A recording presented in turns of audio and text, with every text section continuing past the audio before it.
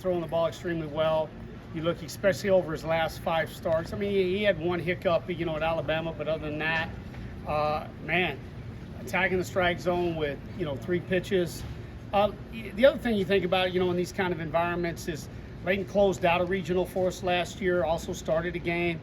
Just that experience of a guy getting you out there, getting you off to a good start. I think, all those things are things we were looking at. Mm-hmm.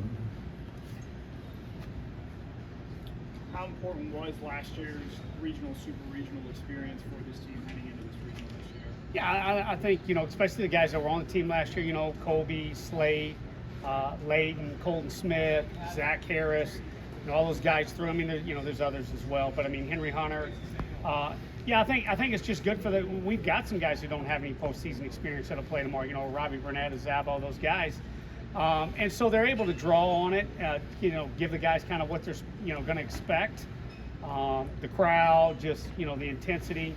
I think the other big thing is, as I talk to a lot of teams about, the board's clean, right? I mean, just understanding that records don't matter, who you're playing doesn't matter. Everybody's going to come out and they've got a fresh start, so you're going to get everybody's best effort. Getting back to Layton, you mentioned he started that game against Army last year, and again, you don't get this time. You don't have many. Don't you always have a lot of guys who have had that kind of a starting experience in the game? But just kind of elaborate on that just a little bit more, and what you saw from that game and how that can.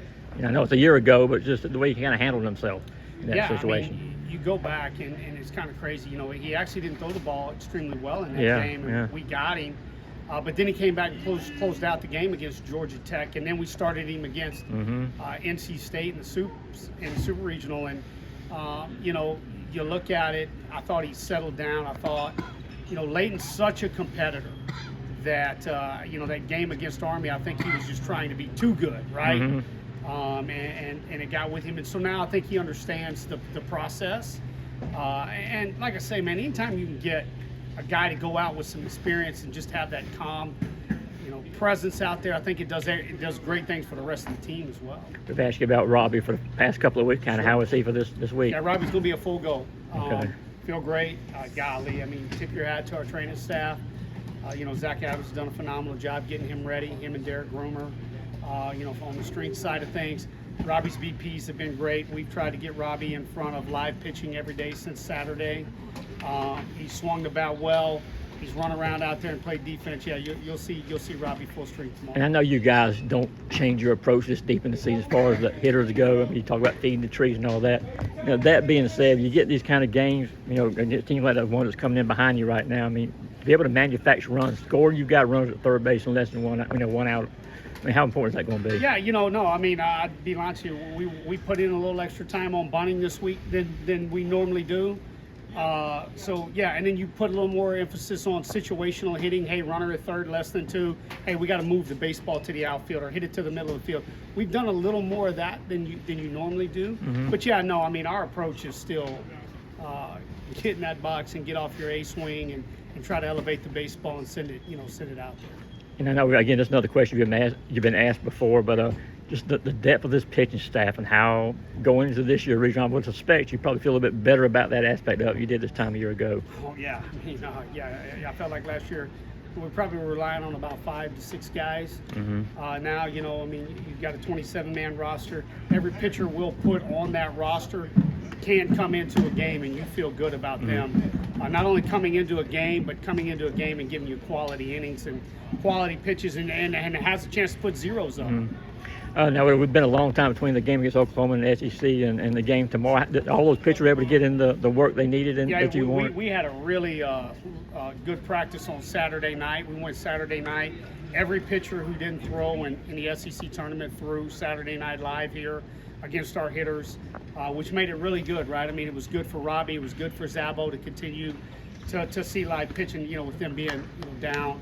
But no, all of our pitchers have gotten in as much work as they need to. You guys have made no bones this year about that Omaha is the goal. I mean, you've always instilled that belief in your team that, they can, do whatever it wants. But sometimes can that add pressure to a team, or is it something you want them to keep thinking that way? Yeah, I don't think it's pressure, right? Pressure is just something you apply to yourself, and it creates illusions. I think, I think. Yes, that's one of our goals, right? Just like being a national seed was a goal. You wanna have a chance to play at home. Doesn't guarantee you're gonna get to them all. Doesn't guarantee you're gonna win regionals or super regionals. It's just something that lets you know that yeah, we're moving in the right direction. It still comes back to playing clean baseball, right? Not giving the other team freebies, not chasing, not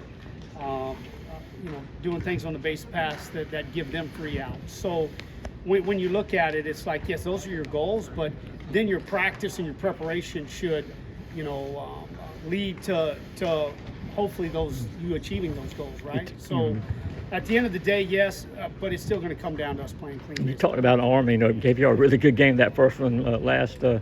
That kind of, for the guys who were here on the team last year, kind of a lesson to not overlook a team like Binghamton tomorrow. Oh, absolutely. I mean, it's like I've told our guys, I mean, you look at them, they're going to throw a power arm at us tomorrow. The young man's going to be 92, 94 with a good slider.